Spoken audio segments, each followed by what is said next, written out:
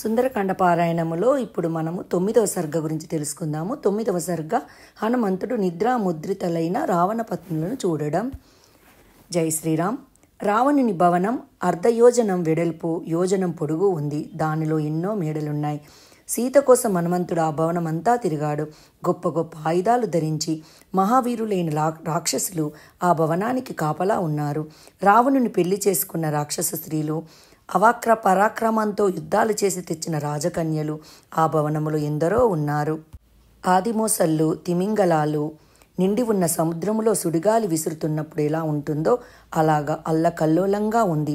కుబేరుని ఐశ్వర్యము, మహేంద్రుని సంపద కలిపితే ఎంత ఉంటుందో అంతకంటే ఎక్కువ ఐశ్వర్యలక్ష్మి రావణుని ఇంట ఉంది.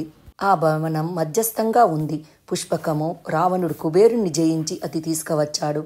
హనుమంతుడు అదంతా మళ్ళీ వెతికి చివరకు రావణుడు నివసించే ఇంట్లో ప్రవేశించాడు. అది రావణుని ప్రియురాలులా ఉంది. దాని చీడలు మనులతో నిర్మించారు. దాని కిటికీలు బంగారంతో చేసి రత్నాలు పొదిగారు. నేల అంతటా తెల్లని స్ఫటికశిలలు అతికారు. ఆ ఇంటి స్తంభాలు ముత్యాలతోనూ, పగడాలతోనూ, వెండితోనూ, బంగారంతోనూ నిండి ఉన్నాయి. ఇల్లంతా రత్న కంబళ్ళు పరిచారు. అక్కడ స్పర్శ, రూప, శబ్ద, రసగంధాల వల్ల హనుమంతుని జ్ఞానేంద్రియాలైన అన్నీయు తృప్తి పొందాయి. అది చూసి ఆయన స్వర్గమా, దేవలోకమా, అమరావతి నగరమా, బ్రహ్మలోకమా అని అబ్బురపడ్డాడు. అక్కడ దీపాల కాంతితోనూ, రావణుని వర్చస్సుతోనూ, ఆభరణాల నిగనిగలతోనూ ఆ చోటు అంతా మెరిసిపోతుంది. ఆ ఇంట్లో రత్న కంబళ్ళ మీద వేల కొద్ది సుందరాంగనులు పడుకొని నిద్రిస్తున్నారు. వారందరూ రంగురంగుల బట్టలు కట్టుకొని ఉన్నారు. రకరకాల పూలమాలలు ధరించి ఉన్నారు. మద్యపానం చేసి బాగా మదించి రతిక్రీడలలో అలసిపోయి ఉన్నారు. వారందరూ తామర కొలనులో హంసలు నిద్రిస్తూ ఉంటే ఎలా ఉంటుందో ఆ యువతులతో ఆ ఇళ్లలా ఉంది.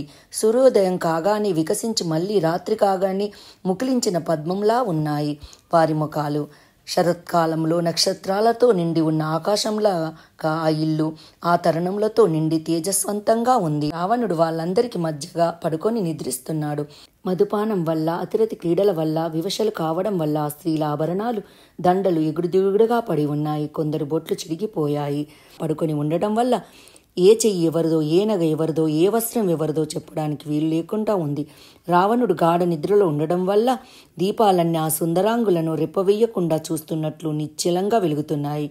వారిలో రాచకన్యలు ఉన్నారు, దేవతా స్త్రీలు ఉన్నారు, గంధర్వాంగనలు ఉన్నారు, రాక్షస కన్యలు ఉన్నారు. వారినందరినీ రావణుడు యుద్ధాలలో పట్టుకొని తెచ్చాడు. వారిలో కొందరు రావణుణ్ణి స్వయంగానే మోహించి వచ్చారు.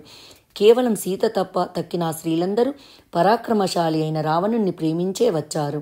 వారిలో అన్యుల మీద ప్రేమ గలది ఒక్కటి కూడా లేదు. అందులో ఒక్కటి అయినా ఇతరుని భార్య కాదు. వారిలో కులహీనులు, కురూపలు లేరు. చాతుర్యమే ఎరగనిది, సౌఖ్యానందాలు లేనిది కూడా లేదు. వారినందరినీ చూసి హనుమంతుడు ఈ స్త్రీలందరూ రావణునితో ఉన్నట్లే సీత రామునితో ఉంటే ఎంత బాగుంటుంది అనుకున్నాడు. తర్వాత అయ్యో, సీత చాలా గుణవంతురాలే, ఈమెను కూడా ఈ రావణుడు పట్టి తెచ్చాడే అని కూడా అతను విచారించాడు. 9వ సర్గ సమాప్తము. 10వ సర్గ మండోదరిని సీత అనుకుని హనుమంతుడిగిరి గంతులు వేయడం తెలుసుకుందాము. Thank you.